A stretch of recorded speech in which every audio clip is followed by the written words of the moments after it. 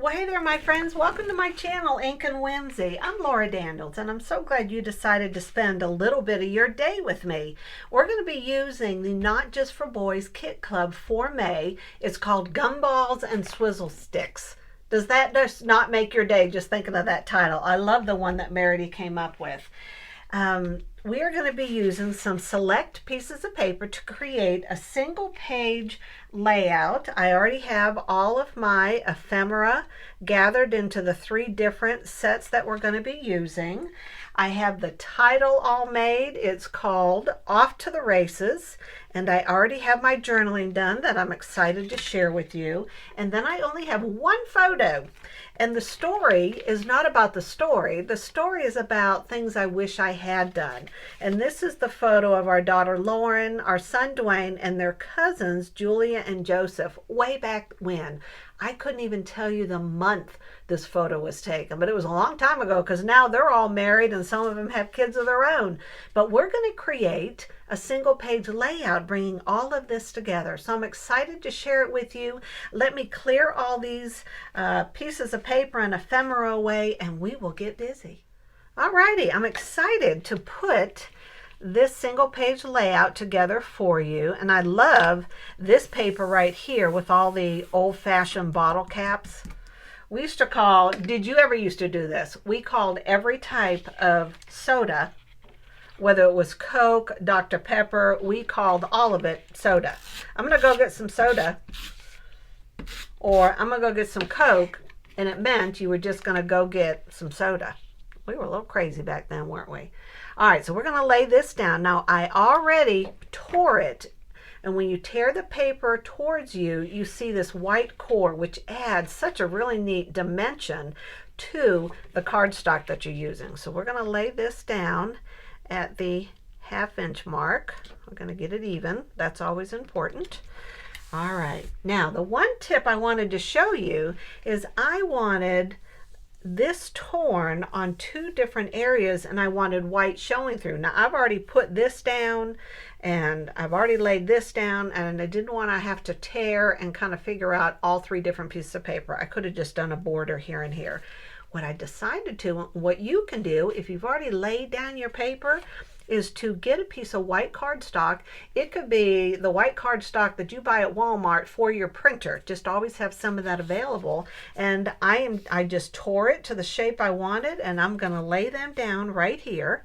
And then I get that torn look. Now, what does make it fun is if you just take your hands and your fingers and you just rough up the edges like this before you stick it down.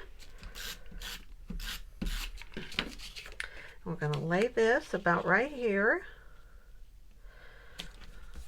And then we're going to take this one. I want to rough up the edges a little bit. I just love the effect of torn paper. Like, yeah, Laura, we definitely know that. You do it all the time. Okay, here we go.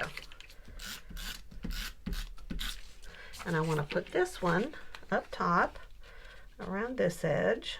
I didn't want them to be directly across from each other. And now I have this thin little piece of paper, and I'm going to use this glue right here, your Tombow, and I want to run it just across it, not holding it in the air like I've tried to do in the past. That does not work. And I use this handy container. I ordered these off of Amazon, and it just keeps all the glue on the right end, the correct end, so that you're not trying to get the glue to come to the top of the bottle so that you can, you know, get the glue coming out of the tip. All right, here we go. And the next thing I want to do is to add this red strip. Now I want to show you some of the pieces of paper that I'm using. So this was the bottle cap page. And then I've just used this striped paper. And of course, here we go. And here's the striped paper. Now, all I did was to make sure when this is just a scrap piece of paper, but I don't want this rough edge showing. So I have to make sure, be conscientious of the fact that this edge here is facing to the bottom. With all that said, oh, I am using these in the layout. I've actually cut them out. I just think they're adorable. They make me think of bumper car races. All right, so this is going to go at about the 1-inch mark right here. We can raise it a little bit. I think that's good. All right, and then when I was tearing this, I always save the torn edge, because you can either flip it and use this side on a layout, or in this case, I'm going to put it right here and use this one. Okay, so let's lay this down. I want to have this side showing. Okay, here we go. Let's lay this down. Can you see how it's all coming together? It's exciting. All right, here we go. Now, I want to work on putting my photos up here. So here they are. I already showed you. And my thoughts were to kind of have the pages in the background, cattywonka, but I know I want this to be straight here, and I want these underneath, something like this right here. I want a little bit of the red showing over here, and then this green piece to come up here. And I want to make sure I don't do this, right? So I need to be conscientious and make it to be a little bit off. Now I want to make sure none of these clusters are going to go underneath, so I am safe to lay these down. Do you like how I'm talking through this? Oh gosh, yeah, y'all know me by now. Okay, let's lay this one down. I hate using this bumper car paper, but you got to kind of do what you got to do. All right, now let's put this photo down even. It is just coming together beautifully, and that's nice and even. All right, well now we can get the clusters done before I add the journaling. So here they are. We're going to set them right here. The first one I want to do is what's on the right side, and I want to show you where I got this from.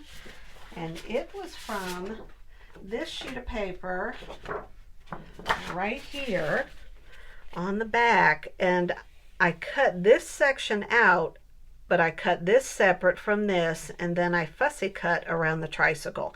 I tried to use them both together, but because when they were in square shapes, when I originally cut them, everything was looking too boxy here. So I had to, you know, kind of move things around a bit, but I'm happy with the result. So the first thing is I want this ready to attach, and this school library card. I'll show you the piece of paper I got that from. And I want to lay this a little bit over the photo, but I want room for this to peek out because this is very busy. So I wanted a couple of pieces of ephemera that would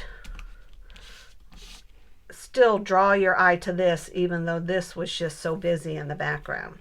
Now I fussy cut out the bicycle, and I put some foam tape on the back already just to save us a little bit of time. And now I want to put the bicycle, and I love it when things overlap my original photo a little bit. So we're going to put the bicycle, the tricycle right there. And let me show you where I got. It's hard to have these ready to show you only because we end up having to flip-flap, keep turning all the pieces of paper. So this is the crayon box. This is Back to School from Cartabella. Yes, and I just cut it out. So whenever you have all these squares, remember that like this right here, you could cut this out and just the very top of the shelf here and have this as a piece of ephemera. Or if you just wanted this section right here, workbook and social studies, or if you just wanted the apple, or look at these adorable boots that you could cut out. So I'm always looking at these to see how I could cut them out and use them as single pieces of ephemera. And then this came in one of the ephemera packs, because we got these in the kit. The two kits are Limitless and the Essentials kits, and there is a lot in these ephemera packs. Now, I am all about the 5 and dime and the 1950s, so this was my favorite ephemera pack. and that is from the Mercantile with Cartabella. All right, so let's finish up the rest of these. These pieces are gonna go up here in the top corner. Now remember, the card, the piece of cardstock, have both of these side by side. I cut out the tricycle, I cut out this, and then I framed it with the red in the background. So first we're gonna put down, do you remember these being outside of Marshall's or the 5 and dime stores? I remember riding them actually. I'm not sure how much I'm dating myself. I want to put this right here. And I wanted to make sure I did not cover up a lot of the wording on these old advertisements because I thought they were just the coolest thing. Now I'm not concerned about the top part of this photo, so we're going to put it right here, and we can still see Dime Store Pony and Giddy Up. Giddy Up. Here is one of the tags in the ephemera pack, and then I just used the twine in the wrap for the kit. So we want to put this down here.